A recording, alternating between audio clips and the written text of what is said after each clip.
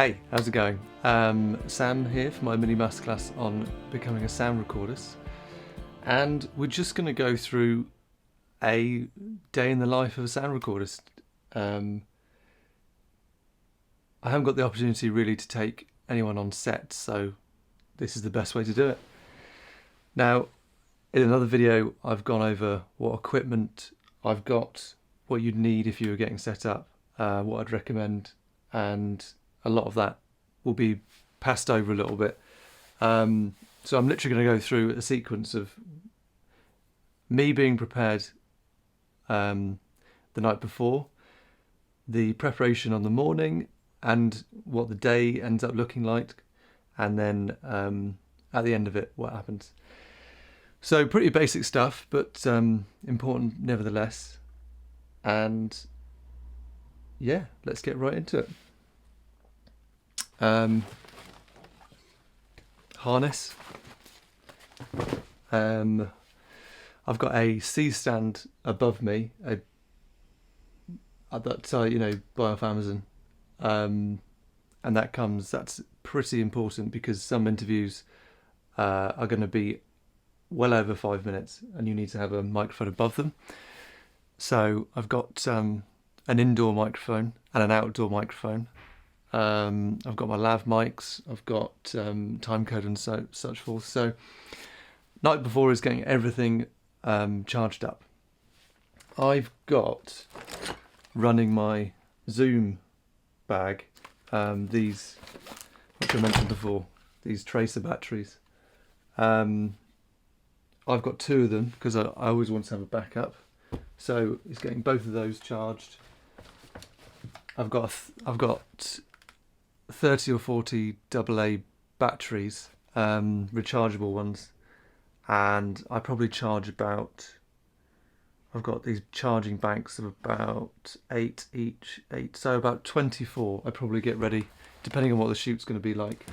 You may have 3 or 4 people laved up at once on some shoots, and you'll go through wireless batteries 4 a pair, so twice a day at least. So it's 8 minimum, 8 to 10 per Lav Mic set. Mine are not. They are big batteries, but they're obviously getting a bit old. But that is something to be aware of. So you've got to get all that prepared.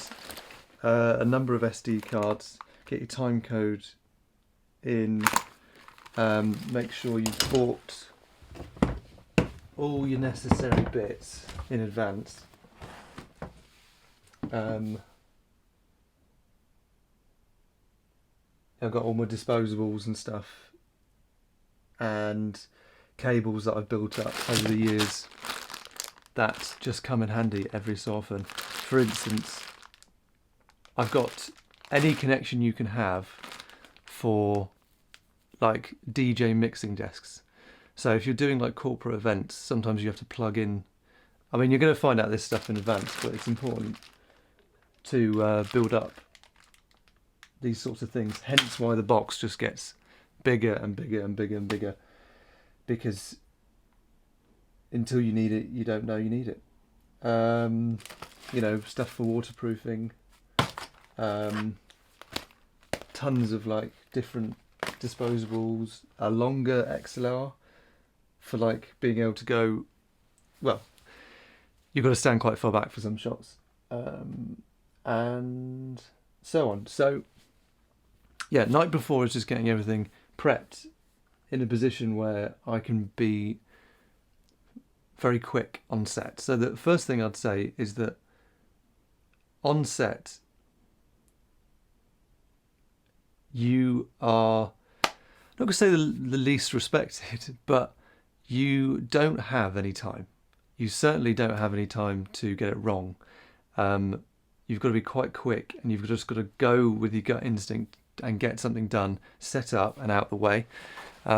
Whenever anyone's sort of waiting on sound, that's quite a bad negative. And if those moments, if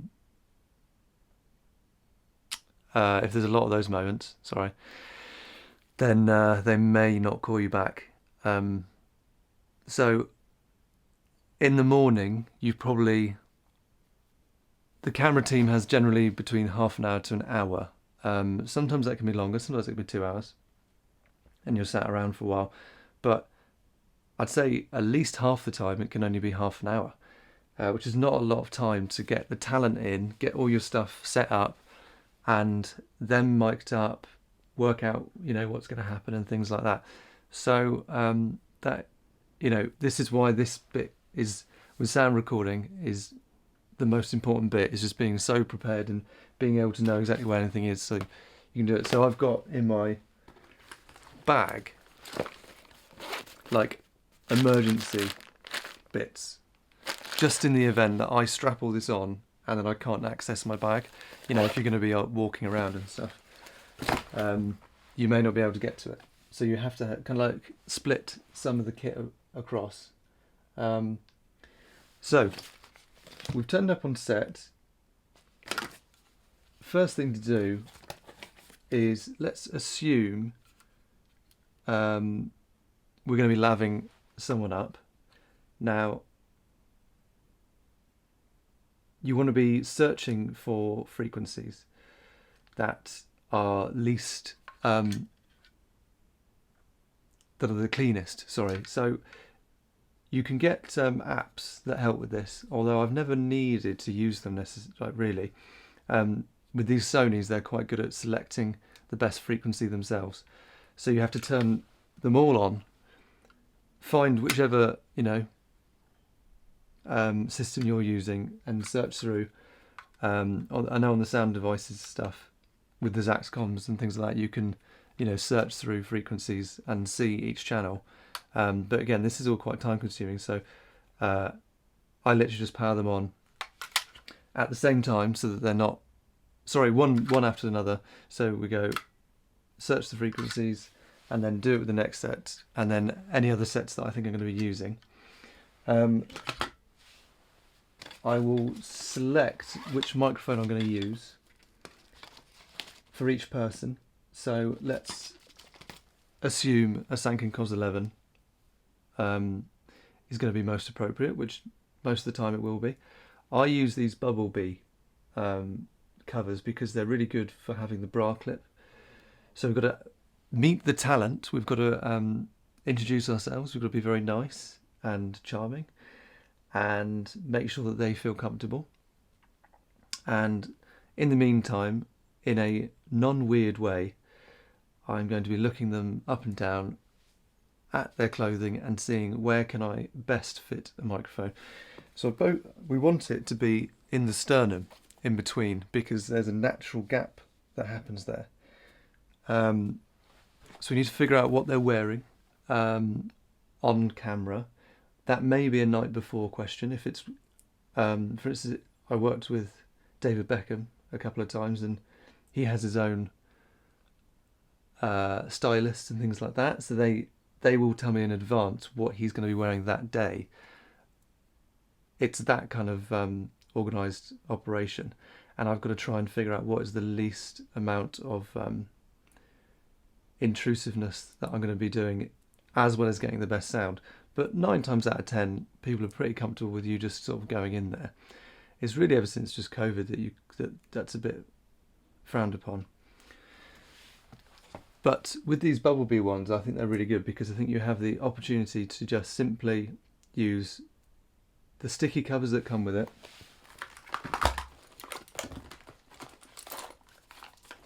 We've got here, so you get these, the Lav concealer tape. So you get them in big packs, and you can apply that to the back, in addition to the invisible Lav tape, which is a circle, or you can get the Rycote donuts that will add the wind protection too. So the setup is, one goes in the square on the back like it's supposed to, and then across half of it will be these, so that there's a hole, and then you can apply the wind protection going up like so. So let's assume that this is underneath the skin now. We would like to often apply, what I've done in advance on this is I've put lots of loops in it and then taped the loops. Because the Sankens have such a long cable that it can get quite messy. You know, once you get around the back, you've got all this lead trying to get into a pack. But it's also because that it's going to get tugged, and that helps a lot from like sort of stopping certain things happening. But you also, ideally, if you're in a position to tape onto their skin further down.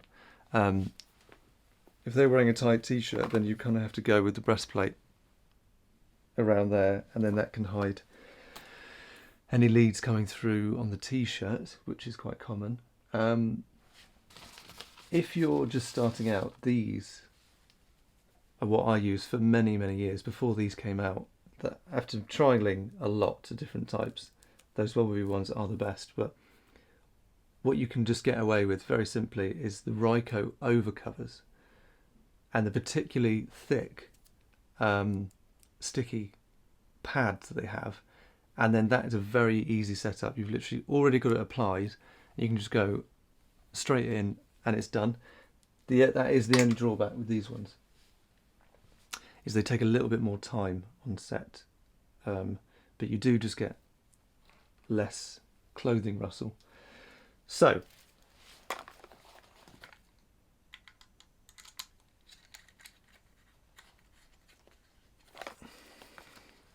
we've got our lav mic, we've got it prepped, we're ready to go.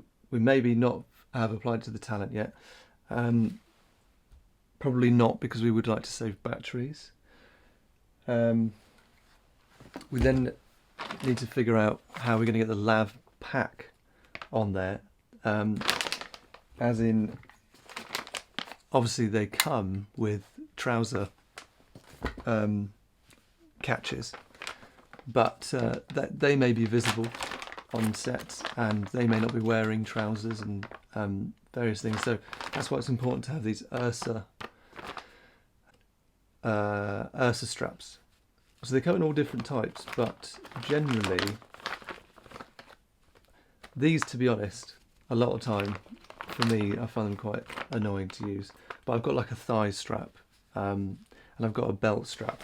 In my experience, what happens is they put it around the belt, and certainly when it was COVID, you ask someone to do it themselves, thinking that they can, but they have to do it very, very tightly. So it can happen. It so happens that it ends up sort of sagging at the back because they haven't been able to do it tight enough. But horses for courses, if they're wearing a dress or anything like that, you will need something. There's also, what's quite good is the breastplate one that goes all the way around and over the shoulders that they've just brought out. Good thing about that one is obviously that if you're doing running and football and sports in general, that's not going to come undone. You can be happy that it's fixed on well, and you can just sort of leave it to go. I think that's what all this is sort of getting towards, is we want to choose the most simple, effective method that allows us to stand back and know that we're 90% of the way there, and most of the time we won't have to fix anything from then, unless there's a serious issue, which there very rarely is with any of, certainly the equipment that I use. The brands are really, really amazing in that they very rarely break. So that extra 10% is us thinking, well, okay, we're getting a bit of clothing rustle, more than we'd like. Do I have time in between a shot or before this all kicks off to tweak? But you want to be doing that as least as possible. Trust me on that one. So let's assume we have all our wireless mics set up. It is worth looking at. You need to understand what wireless frequencies work, and I think I'll just do another video on that another time. Well, it's very quick now. There is a website that I will put in the link below that tells you all of the wireless frequencies that are available publicly and privately across the world. So in the UK, for instance, we have a set range of frequencies, and you have to buy the appropriate Lav mic system for it. So on the back of these, it will say, mine says channel 33 to 40, 566 hertz to 630. So between 606 and 622, I think it is an open frequency for anyone to use, and that is generally 99% of the time what you're only going to end up using. But at events, sometimes you may have to work out in advance or pay for a section of frequencies that is free, as in free, nobody in the area using them. So if you were doing an event like Glastonbury, let's say, I mean, everybody's on these, aren't they? So they all work out in advance what frequencies each team is going to be on. It really just depends on what you're doing.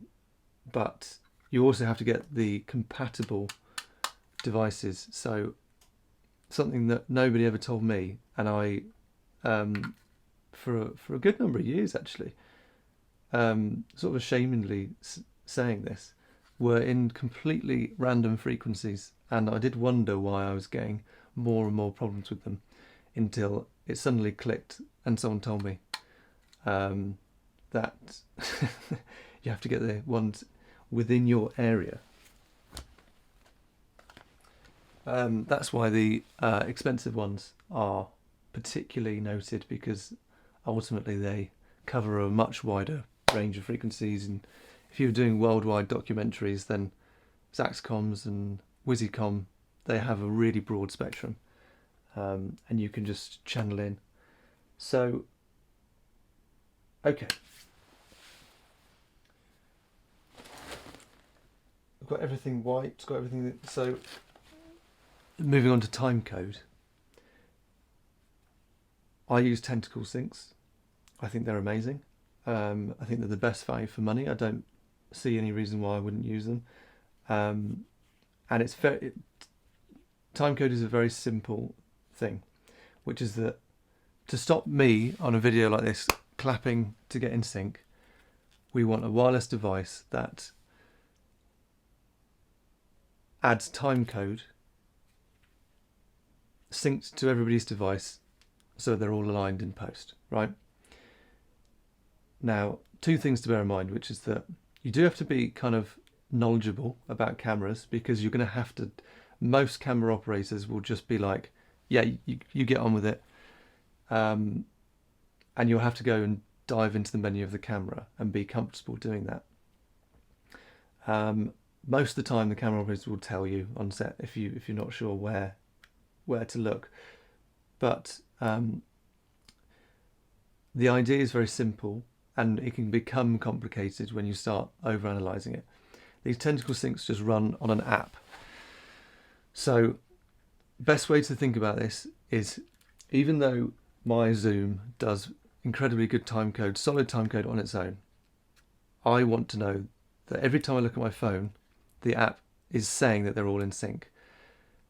So I will put a tentacle sync on my Zoom, and I've got 3 of these, because most of the time we've just got 2 cameras and my Zoom.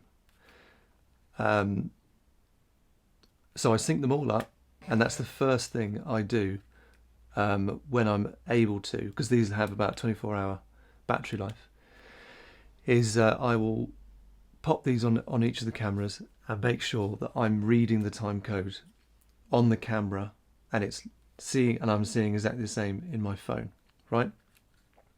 Now that works if all the cameras, have native timecode, which a lot of the ones these days don't. So a lot of people use DSLRs now because they're really, really fantastic for just like one-man band shoots, like a Sony A7. It's a very common camera to see, or the Sony FX3 and things like that. They don't have native timecode. So what's great about the tentacle syncs is you buy various cables that attach to various cameras, of which every camera seems to be slightly different. For instance, Red will use a 4-pin LEMO, and then Alexa might use a BNC cable. But what they also do is with the simple jack to jack, they do audio timecode, and audio timecode is where it sends a audio signal that is effectively adding timecode in, but because the camera doesn't have native timecode, the editors will have to do that extra step in post where they convert the audio timecode into native timecode. But on your app, it looks exactly the same. All you have to do is just know the app inside out, that when you've got it on mic level and line level and things like that. So that's important to look into yourself. So we've also got, I carry a lot of dual lock, it's called, around with me. That is a Velcro, very, very strong Velcro that you can cut up, apply to there, apply to a section of the camera that the camera operator has said you can go on, because they don't want this to get in the way, and this dual lock will hopefully allow it to be securely fastened for the whole day. So we've done timecode, we've done wireless miking, we've mic'd our talent, and then really it's just from then on about making sure that our boom is ready to go, and that the scene that we're sort of part of is set up, maybe a C-stand with a mic over the top, and you're adjusting as you go. This is this is the best sort of £5 I've ever spent, and that sits in a C-stand so that my boom can go in there, and I get a lot more range than just simply putting a microphone on the end of a C-stand.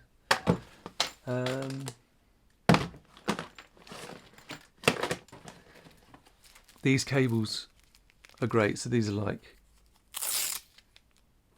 Velcro cable ties, because we want to get all the cables out of the way of everybody. We've got spares. We've got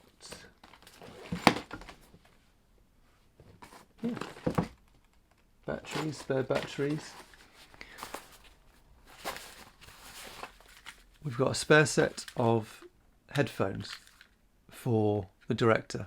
Now, this is a little bit of a conversation you have that will have to be brought up beforehand if this is what they expect of you. But most of the time, most people don't care. But very, very occasionally, a director wants to listen in to what's going on in your bag. So what you would do is, we've got our wireless Lav devices, right? We would simply just twist the function in the opposite direction. So by that I mean we're going out of the bag into a transmitter as if this is a person transmitting into a microphone, but we're not doing it in a microphone. We're using a line out lead, and that's going there. Now that can then spread to any of the receivers that I've got, as long as they're in the same family. So I just set the frequency, and I can hand over, sorry, I've done that the wrong way around, but I can hand over one of the wireless devices to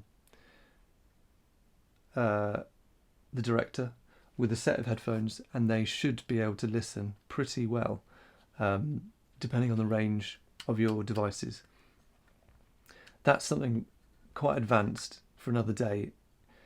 I'm assuming that if you're watching this video, we're just getting started. We just want to be doing small commercial, corporate things. And what I mean by that is that you look at the other end of the spectrum, you've got something like Drive to Survive or Top Gear, where the range needs to be much higher than the 30 meters you're going to get out of something like this. And you might have a whole series of people to think about in cars and various things like that. So yeah, that is a conversation for another time. So we've got all our stuff prepared, everyone's mic'd up, everyone's happy, all the cameras in sync. It's just a case of enjoying the day, being agile at all times. That's the main thing. So we're rocking around with your boom and having the record button and everything ready to go, especially in documentaries and things like that. You know, you don't want to miss anything. You can set your recorder to do pre-record, which means that, you know, if you're not fast enough on recording, then it will just have caught that extra few seconds beforehand, and not getting in people's way, making sure you're not, I mean, really, a sound recorder's job is to kind of be out of sight, but very friendly, and everything just works. That's what people want. So we get to the end of the day, and you want to obviously supply them with the sound files, which come in various formats, and you want to give them a sound report. So that you can do that inside your box. I've got another video on setting up your sound recorder, but essentially we're providing them with 48K, 24-bit or 32-bit float sound files, and they, for my personal preference, is that the stuff that I work on, I supply mono WAV files. I don't supply them a pre-mix. I don't supply them with poly WAVs, and that is because editors that I work with on a commercial level, and that's including, you know, TV, you know, proper TV commercials and stuff like that, for big brands, the editors generally don't understand poly WAVs and things like that. So they'll open it up and it creates a problem where they'll get in touch with you and want to understand what's going on. Whereas everybody knows what a mono WAV file that says Lav 1, Lav 2, or the talent's name, or boom, or whatever. They can just work it out. They can do the mix themselves, or you can do a partial mix based on what you were hearing that day.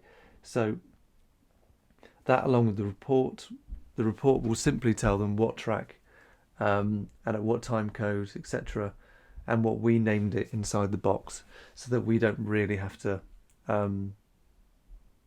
have any conversations with them after the event.